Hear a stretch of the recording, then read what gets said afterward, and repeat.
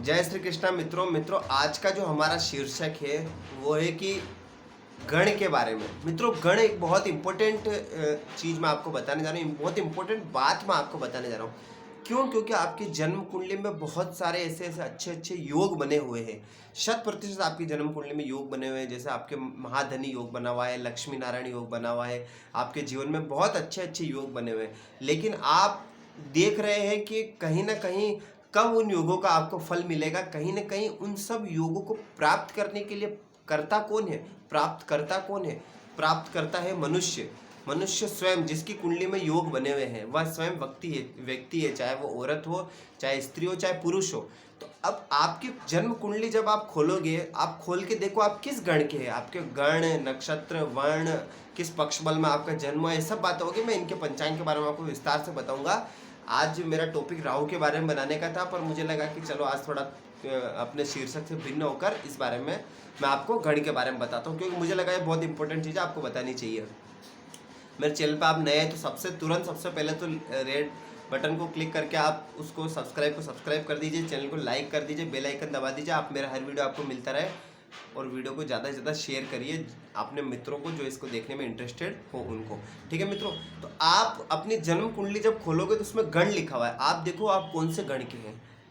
क्योंकि मान लीजिए कि आपकी जन्म कुंडली में पराक्रम योग लगा हुआ है, मान लीजिए, ठीक है, पराक्रम योग लगा हुआ है, महाधनी योग लगा हुआ है, या पराक्रम योगी लगा हुआ है। मान लीजिए महाधनी योग नहीं है आपकी कुंडली में, सूर्य और मंगल का आपस में दृष्टि संबंध है, तो ज्योतिषी ने आपको कह दिया, पंडित जी ने आपको कह दिया, या आपके गुरुजी ने आपको कह दिया कि आपके पराक्रम योग लगा हुआ है, और दोनों सूर्य और मंगल दोनों साथ में कहीं बैठे हुए, तो कह दिया पराक्रम योग है, आप जीवन में पराक्रम सब कुछ पालोगे। तो आप कह रहे हो कि मैं तो जीवन में कुछ मुझे तो मिल नहीं रहा है, पंडित जी ने तो कहा मैं पराक्रम सब कुछ पालूंगा, क्या है सब फालतू बातें। देखो, फालतू बातें नहीं होती है, हर बात का कोई ना कोई अर्थ होता है। देखो, आपके ज्योतिषी ने, पंडित जी ने देख के तो बता दिया कि आपके पराक्रम योग है, लेकिन आप देखो आप कौन से गण के हो, क्या आप उसको लेने के लिए पात्र भी हो कि नहीं हो। कैसे कि अगर मान लीजिए आप मनुष्य गण के हो और आपके पराक्रम हो गए, ज्योतिषी ने आप बोल दिया, आपको पंडित जी ने बोल दिया कि आप पराक्रम से जीवन में सब कुछ प्राप्त कर लोगे, और फिर आप देख रहे हो कि अपने पराक्रम योग में आपको बहुत ज़्यादा मेहनत करनी पड़ेगी। और मनुष्य गण का व्यक्ति क्या करता है, मनुष्य गण के अगर आप हो तो मनुष्य गण का व्यक्ति क्या करता है कि वो इस चीज़ की प्रतीक्षा करता है कि कब परिस्थिति मेरे पक्ष में आएगी, जब परिस्थिति मेरे पक्ष में आएगी तब मैं ये काम करूंगा तो मुझे सफलता जल्दी मिलेगी। वो केवल परिस्थिति का प्रतीक्षा करता है, और प्रतीक्षा करने में उसका समय व्यतीत हो जाता है। वह कभी भी परिस्थिति के विपरीत जाकर कार्य करने का साहस नहीं करता है। जबकि पराक्रम योग क्या कह रहा है कि आप साहस करिए, आप परिस्थिति की प्रतीक्षा मत करिए, आप साहस करिए, पराक्रम करिए, आपको जीवन में सब कुछ प्राप्त हो जाएगा। लेकिन आपका मनुष्य गण आपको वो करने से रोक रहा है। तो गण बहुत इंपॉर्टेंट है। आप अपनी जन्म कुंडली में उठा के देखिए कि आपका कौन सा गण है। मनुष्य गण के व्यक्ति केवल परिस्थिति के साथ चलने वाले होते हैं, सरल स्वभाव के होते हैं, सीधे स्वभाव के, केवल परिस्थिति के साथ चलने वाले होते हैं कहीं ना कहीं। ठीक है मित्रों, तो ये एक मनुष्य गण के साथ ये देखा जाता है, वो परिस्थिति के विपरीत जाकर प्रयास नहीं करते हैं।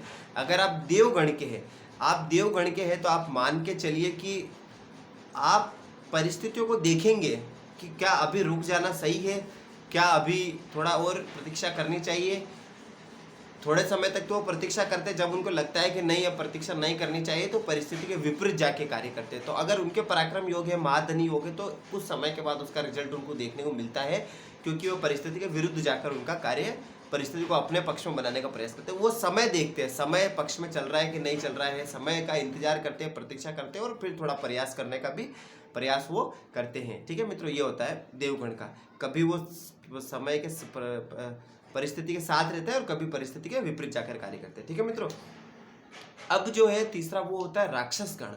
अब राक्षस गण अगर आप पढ़ लो जन्म कुंडली में, तो अरे राक्षस गण का मतलब क्या, मेरे अंदर राक्षस वाली प्रवृत्ति है क्या, मैं राक्षस हूँ, ऐसा वैसा चिंता में। अरे मित्र, ऐसा नहीं है। मित्रों, ऐसा नहीं है, क्योंकि राक्षस गण का होना बहुत ही श्रेष्ठ अवस्था है। राक्षस गण का यह अर्थ हुआ कि आप तत्पर हो किसी भी कार्य करने के लिए। अगर आपकी कुंडली में पराक्रम योग है और आप राक्षस गण के हैं, महाधनी योग और राक्षस गण के, लिख के ले लीजिए, आपको जीवन में वो धन मिलेगा ही मिलेगा। ज्योतिष ने जो आपको कह दिया 100% होगा। क्यों? क्योंकि आप राक्षस गण के हैं, आप उस कार्य को करने के लिए आतुर है, आप उस कार्य करने के लिए तत्पर है, आपसे रुका नहीं जा रहा है। आप थोड़े से क्रोधी स्वभाव के भी होंगे, थोड़ा सा यू एनर्जी आपके अंदर बहुत ज़्यादा होगी, थोड़ा सा मतलब खैर स्वभाव तो व्यक्ति की राशि और उसके आधार पर, ग्रहों के आधार पर निर्णय कर पाएंगे, लगने के आधार पर। फिर भी कहीं ना कहीं इसका सामान्य प्रभाव रहेगा और व्यक्ति किसी भी कार्य करने के लिए आतुर रहेगा कि भाई मुझे करना ही है, चाहे परिस्थिति उसके पक्ष में हो चाहे नहीं हो।